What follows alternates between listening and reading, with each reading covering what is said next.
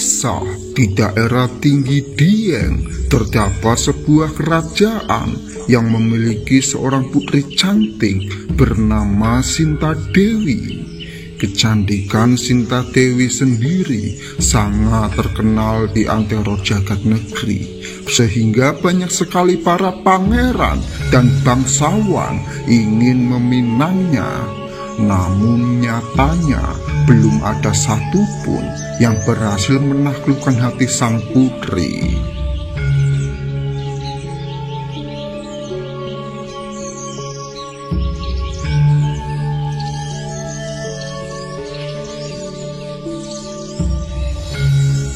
Dan di sisi lain, ternyata di kerajaan seberang terdapat seorang pangeran yang kaya raya bernama Kidang Garungan.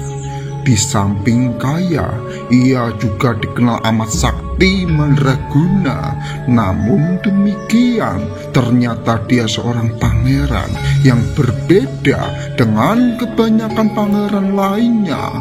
Sebab tubuh dia setengah manusia, namun kepalanya berwujud seekor kijang jantan, sehingga ia dikenal sebagai Pangeran Kidang, atau dalam bahasa Jawa berarti hewan kijang.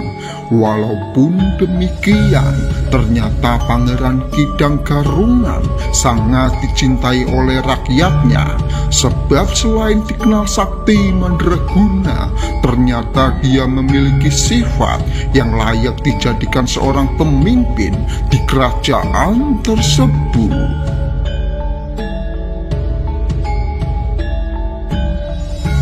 Hingga pada suatu ketika, ternyata kecantikan Sinta Dewi mulai terdengar di telinga Pangeran Kidang Garungan. Ia pun merasa penasaran dengan kecantikan sang putri, sehingga ia berniat untuk meminangnya.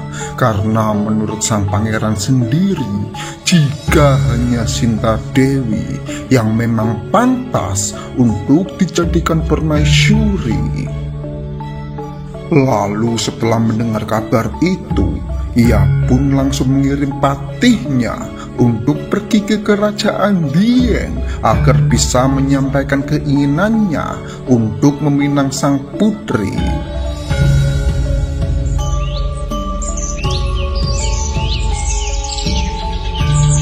Dan setelah sampai di kerajaan Dieng, sang patih pun mengatakan jika rajanya berniat melamar sang putri dengan berbagai harta dan tentunya kekuasaan. Mendengar penjelasan dari utusan pangeran membuat putri Sinta Dewi berpikir panjang untuk menerima pinangan itu. Namun pada akhirnya ia pun tertarik dengan ucapan sang patih. Lalu ia langsung setuju dengan pinangan Pangeran Kidang Garungan. Baiklah, aku menerima pinangan Pangeran Kidang Garungan. Sampaikan pada rajamu untuk datang langsung ke sini untuk menyampaikan lamarannya. Dan setelah sang patih kembali ke kerajaan, ia pun menyampaikan keinginan sang putri kepada Pangeran Kidang Garungan bahwa ia menyetujui lamaran tersebut. Namun syaratnya pangeran sendiri yang harus datang ke Dieng untuk menyampaikan sendiri niatnya. Mendengar kabar itu membuat Pangeran Kidang sangat bahagia dan seakan tidak ingin membuang-buang waktu. Keesokan harinya ia pun segera menyiapkan diri untuk pergi menuju Dieng. Lalu ia menyiapkan kereta yang indah berlapis emas beserta kuda-kuda pilihan terbaik. Dan tak lupa berbagai hadiah mewah telah disiapkan untuk diberikan kepada Sinta Dewi, dan ia berharap jika pinangannya akan diterima oleh sang putri. Sementara di istana Dieng, ternyata Sinta Dewi telah mengadakan persiapan penyambutan di istana kerajaan. Istananya telah dipercantik dengan berbagai pernak-pernik hiasan, mulai dari tarian hingga pertunjukan seni yang memang ia siapkan khusus untuk menyambut pangeran yang kaya raya, Laki Sakti Mandraguna. Walaupun belum bertemu secara langsung, rupanya Sinta Dewi mempunyai keyakinan jika dengan adanya perkawinan ini, maka dia akan bisa memperkuat kerajaannya, karena mengingat Pangeran Kidang Garungan adalah raja yang kaya raya sekaligus sakti mandraguna, sehingga ia yakin jika Pangeran Kidang Garungan adalah sesosok pemimpin yang selama ini ia cari.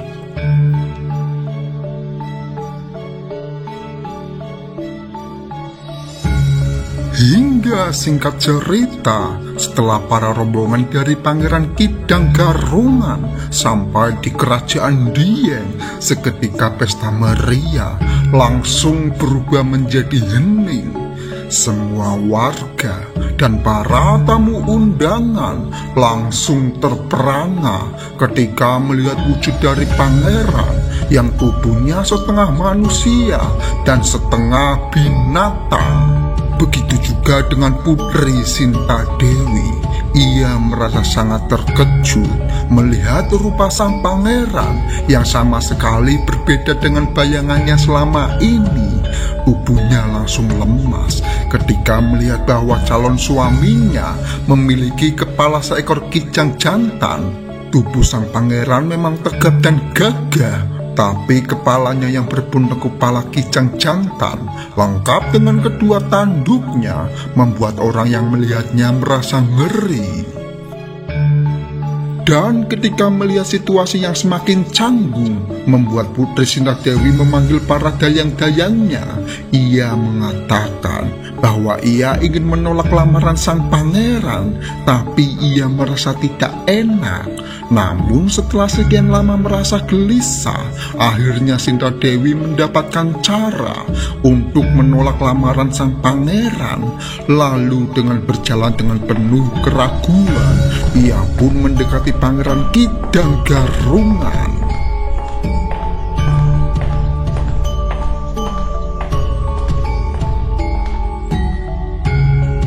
Wahai Pangeran Kidang Garungan, hendaklah pangeran membuatkan saya sebuah sumur yang sangat besar jika memang pangeran serius menikahi hamba. Sebab sekarang daerah Dieng sebentar lagi memasuki musim kemarau, dan saya tidak ingin jika raja saya menderita karena kekurangan air bersih. Namun semua itu ada syaratnya. Syaratnya ialah pangeran sendiri yang harus membuat sumur itu, dan tidak boleh dibantu oleh siapapun termasuk prajurit pangeran itu sendiri. Mendengar persyaratan itu, awalnya sang pangeran merasa keheranan, sebab mana mungkin daerah pegunungan yang sangat subur seperti Dieng sampai kekurangan air bersih. Namun karena pada saat itu hati dia telah dibutakan oleh cinta, membuat ia menuruti permintaan sang dewi, dan tanpa kecurigaan sedikit pun ia pun langsung menyuruh semua pengawalnya untuk kembali ke kerajaan, sebab dia yakin jika ia bisa membuat sumur itu seorang diri. Namun dibalik semua itu, nyatanya Pangeran Kidang Garungan tidak sadar jika semua ini hanya siasat Sinta Dewi agar dia bisa menggagalkan perkawinan ini.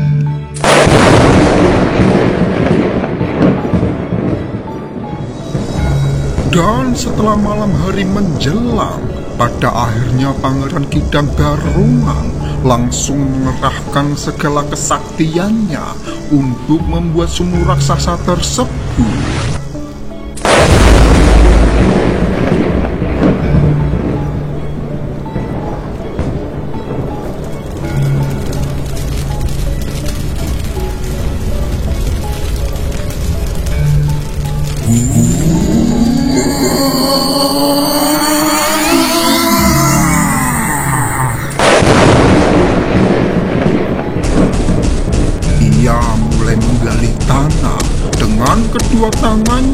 yang kekar nan kokoh.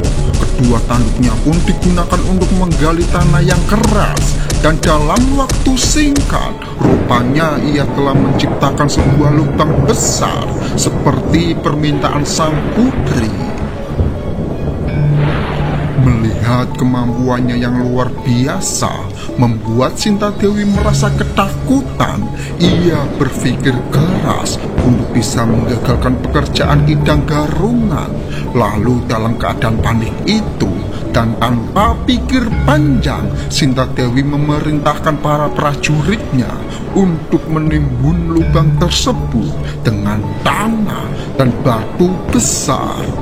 Semua itu bertujuan agar Kidang Garungan gagal dalam membuat sumur raksasa. Para prajurit pun segera menuruti permintaan Sinta Dewi dan mulai melempar tanah dan berbagai batu besar ke dalam lubang tersebut.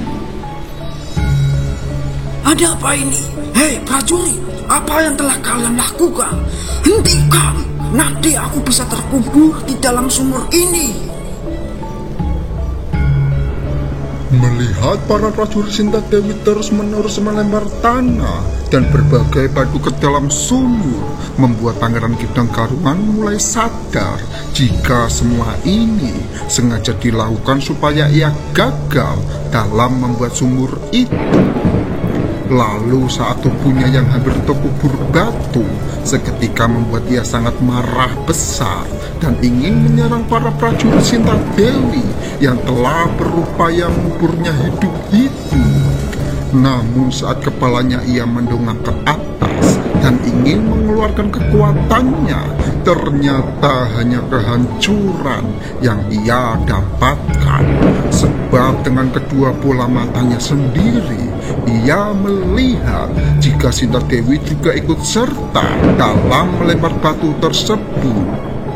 Melihat kejadian yang membuat hatinya hancur, sontak membuat Pangeran Kidang Garungan tak kuasa menahan kesedihan, dan ia langsung sadar jika lubang ini ditimbun atas perintah sang Dewi untuk menggagalkan pernikahannya. Namun dengan sifat kesatria yang ia punya, perlahan-lahan dia mengurungkan niat untuk menyerang balik prajurit Sinta Dewi, sebab dia tidak ingin jika amarahnya hanya akan menyakiti perempuan yang sangat dia cintai, dan ia lebih memilih untuk diam dan membiarkan batu-batu besar mengubur tubuhnya bersama cinta yang ikut terkubur abadi dengan jasadnya.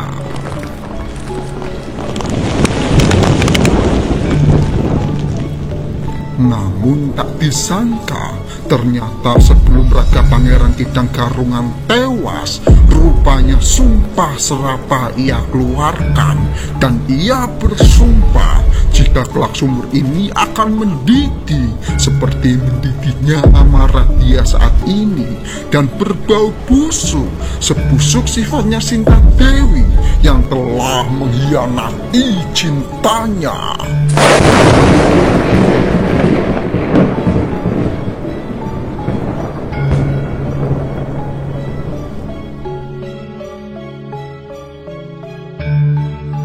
Itulah cerita rakyat tentang legenda Kawasi Kidang yang penuh makna.